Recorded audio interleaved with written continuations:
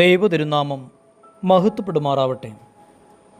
എല്ലാവർക്കും നല്ലൊരു സുപ്രഭാതം നേർന്നുകൊണ്ട് പ്രാർത്ഥനാപൂർവം പവർ ടു എംപവറിലേക്ക് ഹൃദ്യമായി സ്വാഗതം ചെയ്യുന്നു.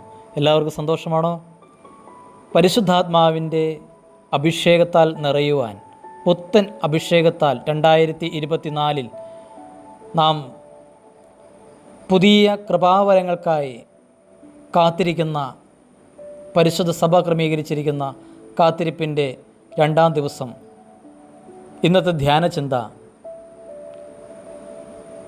നമ്മളെല്ലാവരും ചാരത്തിൽ കളിച്ചിട്ടുണ്ടാവാം, ചാരത്തിൽ ഊതി നോക്കിയിട്ടുണ്ടാവാം. ചാരം ഊതി കഴിയുമ്പോൾ അതിൽ നിന്ന് തീയുടെ ചെറിയ കനൽ, ആ കനലിൽ പലപ്പോഴും നമ്മുടെ കൈകൾ പൊള്ളിപ്പോയിട്ടുണ്ടാവാം. ശരിയല്ലേ? ഓർമ്മ വച്ച നാളുകളിൽ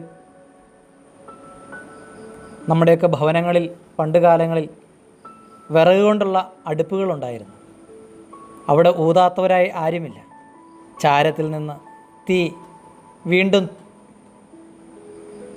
ആളി കത്തിക്കുവാൻ തക്ക വിധം ഏത് വീട്ടമ്മയാണ് അങ്ങനെ ചാരത്തിൽ ഊതാത്തതായിട്ടുള്ളത്?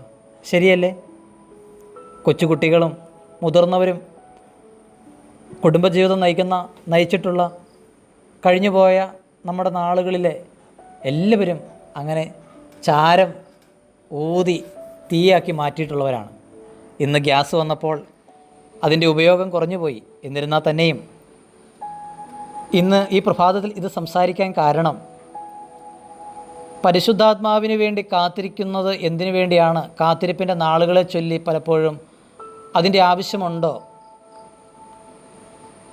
ഈ കാത്തിരിപ്പിൻ്റെ നാളുകൾ കർത്താവിൻ്റെ വാഗ്ദത്ത വചനമാണ്. ഞാൻ പോയാൽ നിങ്ങളെ അനാഥരായി വിടുകയില്ല എന്നുള്ള ആ വാഗ്ദത്വം. എന്നാൽ ക്രിസ്ത്യാനിയായി മാമോദീസ എന്ന കൂദാശയിലൂടെ നാം പരിശുദ്ധാത്മാവിനെ സ്വീകരിച്ചവരാണ്. മൂറോൻ എന്ന കൂദാശയിലൂടെ നമ്മൾ പരിശുദ്ധാത്മാവിനെ സ്വീകരിച്ചവരാണ്. എന്നാൽ നമ്മുടെ പാപം വഴി ആ പരിശുദ്ധാത്മാവിന് മങ്ങലേറ്റ്, ആ പരിശുദ്ധാത്മാവിന് നമ്മുടെ ജീവിതത്തിൽ നമ്മളെ സഹായിക്കാൻ പറ്റാത്ത വിധത്തിൽ അവ തണുത്ത് ഉറഞ്ഞ് പോയിട്ടുണ്ട്. ഞാൻ ആദ്യം ഓർമ്മപ്പെടുത്തിയതുപോലെ, തീയുടെ മേൽ ചാരം പൂണ്ട് കിടന്നാൽ ആ ചാരം ഊതി മാറ്റി തീപ്പന്തമാക്കി നമ്മൾ പണ്ട് കാലങ്ങളിൽ ഉപയോഗിച്ചതുപോലെ, അതിനെക്കുറിച്ച് തീമോത്തിയോസിൻ്റെ ലേഖനം 2-ാം ലേഖനം 1-ാം അധ്യായം 6-ാം തിരുവചനം നമുക്ക് ചേർന്ന് വായിക്കാം. എൻ്റെ കൈവെപ്പിലൂടെ നിനക്ക് ലഭിച്ച ദൈവിക വരം വീണ്ടും ഉജ്ജ്വലിപ്പിക്കണമെന്ന് ഞാൻ നിന്നെ അനുസ്മരിപ്പിക്കുന്നു. അങ്ങനെ കൂദാശ വഴിയായി മാമോദിസായിലൂടെയും മോറോൻ അഭിഷേകത്താലും വിശുദ്ധ കുർബാന വഴിയും എല്ലാം നമ്മളിലേക്ക് നിരന്തരം വ്യാപിച്ചുകൊണ്ടിരിക്കുന്ന പരിശുദ്ധാത്മാവ് വീണ്ടും ഉജ്ജ്വലിക്കുവാൻ നാം ഈ ദിവസങ്ങൾ 10 നാൾ പരിശുദ്ധ സഭ ക്രമീകരിച്ചിരിക്കുന്ന ഈ 10 നാളുകളിൽ നമുക്ക് വേദപാരായണം വഴി, ധ്യാനം വഴി, കൂദാശ സ്വീകരണം വഴി, കുമ്പസാരം വഴി എല്ലാം പരിശുദ്ധാത്മാവിൽ വീണ്ടും പുതുക്കം പ്രാപിക്കുവാൻ ഇടയായിത്തീരട്ടെ. ഈ